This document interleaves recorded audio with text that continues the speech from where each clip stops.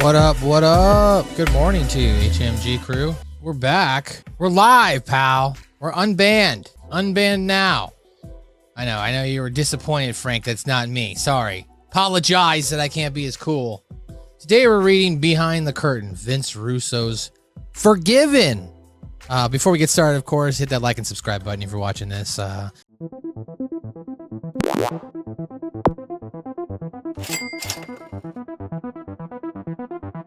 Chapter 4, Handsome Jimmy and Luscious Johnny.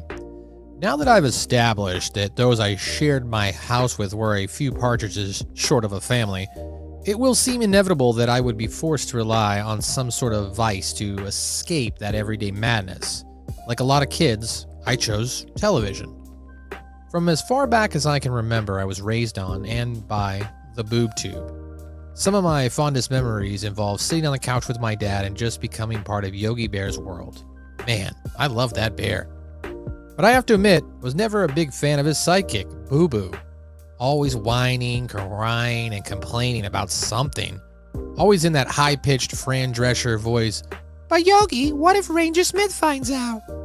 Do you think that for 1 minute, Yogi cared about Ranger Smith? Yogi owned Smith. It was all about getting that elusive pick-a-nick basket by any means necessary. You gotta respect that. Even at the age of 5, I was taken with an animated mammal simply because he was sticking it to authority. But then, Yogi got soft. Enter Sydney Bear. Southern twang, frilly umbrella. Jellystone Park would never be the same. And Yogi went gaga over her. Suddenly, he was no longer chasing the basket. But like every other adolescent male, he was chasing the skirt. Why, Yogi? Why? He lost it all. The swagger, the confidence, the cocky manner. Suddenly, he had those pesky little cartoon birds flying over his head, and everywhere he went, whistling self-consciously whenever Cindy strolled by. Yogi left me with no choice. The bear was out, and the Caped Crusader was in. I said it when I was 6, and I'll say it again in my 40s. The original Batman series was the greatest television show ever created, and the actor behind the cowl, as the Mad Hatter would refer to Batman's mask, Adam West, was a genius.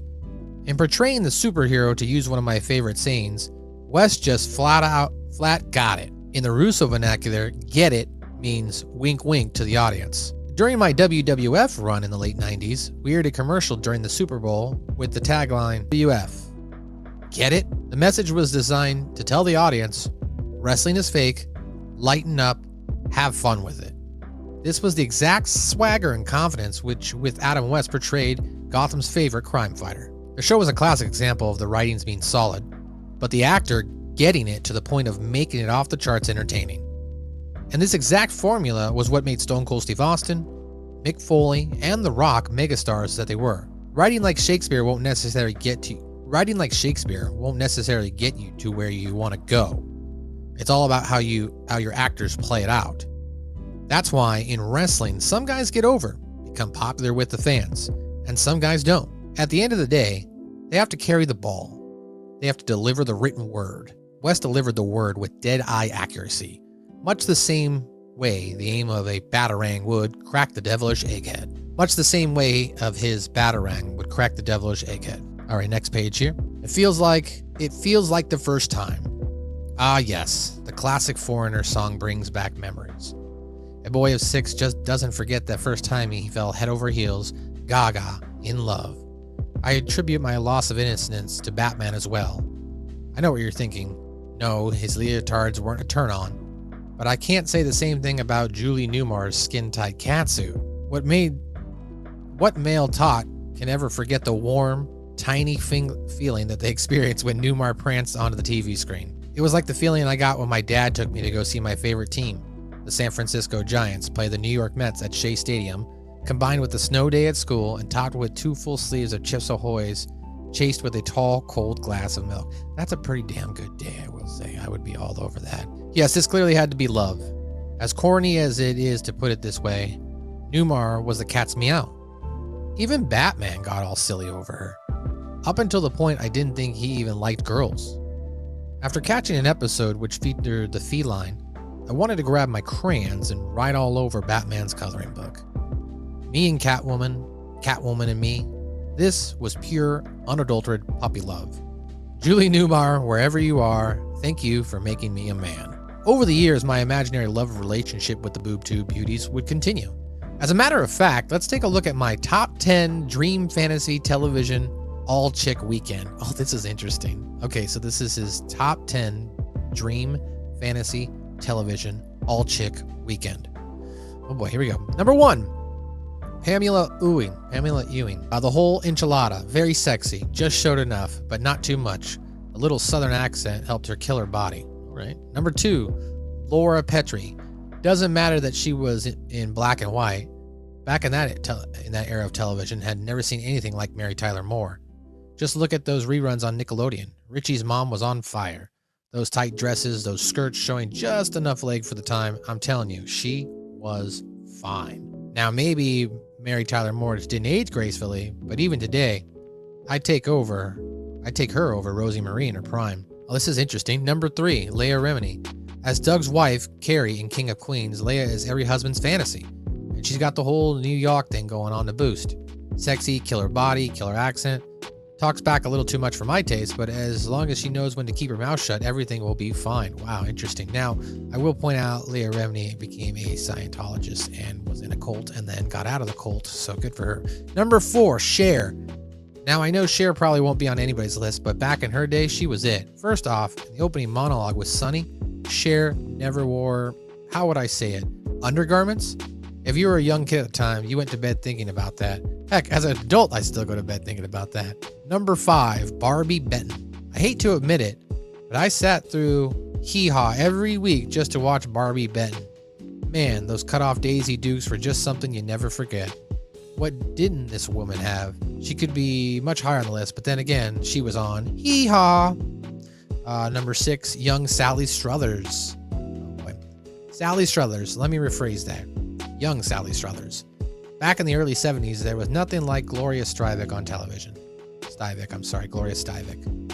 As a young kid who didn't notice those short miniskirts, that tight stomach, those 2 giant monster eyes, wow. Archie's little girl was every little boy's dream. Those were the days. Number 7, Jeannie. Call me crazy, but I like Jeannie, Barbara Eden, much better when she was in civilian clothes. That harem outfit was okay, but it was those killer legs. The one thing I never understood about I Dream of Jeannie was Major Nelson didn't just move into the bottle with Jeannie. Oh, why didn't Major Nelson just move into the bottle with Jeannie and never come out? Interesting point. Number 8, Chrissy Snow. You have to put Suzanne Summers on this list. If you don't, something's wrong. However, the reason why she ranks only 8th is because the character was just too absent-minded for her own good. I don't think that dumb blondes are as appealing to men as some women believe. Number 9, Janie Kennedy. To me, I never noticed Janie Kennedy for her body. She was just a natural beauty.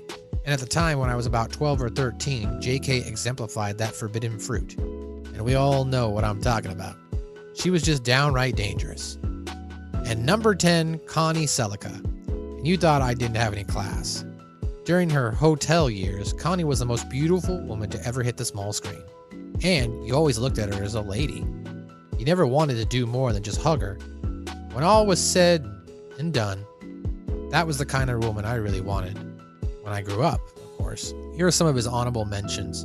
Susan Day, Lori Partridge, Valerie Bertinelli from Barbara Romano, The Gold Diggers, Dean Martin's Variety Show Dancers, and Diana Rigg, Emma Peel from The Avengers. After Batman ended its run, I was forced to hang up my terry cloth cape and mature to the age of 9.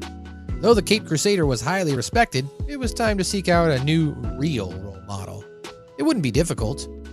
A microphone stood in a single spotlight, and then a voice from above would say, "Ladies and gentlemen, Mr. Tom Jones." I'll say it, because I can get away with it. I wanted to be Tom Jones. This man was the hippest thing since footsie, a toy from my youth. If you haven't experienced the footsie, then you haven't lived. His moves, his mannerisms, ladies throwing underwear everywhere. The Fruitinator used to punish me. And by the way, if you missed it in the last couple of chapters, the Fruitinator is what he calls his mother. The Fruitinator used to punish me by not letting me watch This Is Tom Jones. Oh, wow. Again, this is how it was written, but I'm not... Okay. That may seem gay now, But at the time, it was cruel and unusual punishment. I mean, the Welshman was just so cool. Every gyration turned the woman into the audience to go. Every gyration turned the women in the audience to go. What power there must be in entertaining thousands of screaming fans there just to see you. Growing up, that sensation always appealed to me. There was something about power I was intrigued with at an early age. Not just any kind of power, but the power of entertainment, which leads us to my original attraction to the Worldwide Wrestling Federation, the WWF. I remember that day as if it were yesterday. It was in the early 70s. I was maybe 11 at the time. I was watching our 13-inch black and white $69 Emerson television set in our family's guest room. There was no cable in my area yet, so we were only able to pick up a handful of stations. I was flipping through the UHF channels when I came across something that I just couldn't take my eyes off. A grossly overweight man in a Hawaiian shirt with a rainbow of rubber bands somehow attached to his walrus cheeks. And if that wasn't enough, this real-life cartoon character was standing adjacent to two flashy, flamboyant, long-haired, shade-wearing blondes. The trio was Captain Lou Albano, Handsome Jimmy, and Luscious Johnny, aka the Valiant Brothers.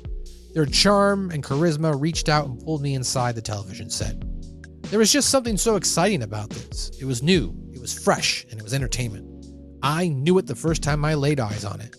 These guys were great actors, and they were good. Now, please don't misread the last sentence. Those guys no doubt were athletes, but they were first and foremost performers. The ring was their stage, and the fans their audience. The event was nothing more than a play, chock full of compelling and titillating storylines. It was larger than life, and there was nothing else like it. Now, over the years, I became a dedicated wrestling fan, not as a mark, somebody obsessed with the wrestling business. Wrestlers get highly offended when others in the business refer to them like this. But as a fan, from the moment I saw Captain Lou Albano and Valiance, I recognized the wrestling business for what it truly was. Sports entertainment.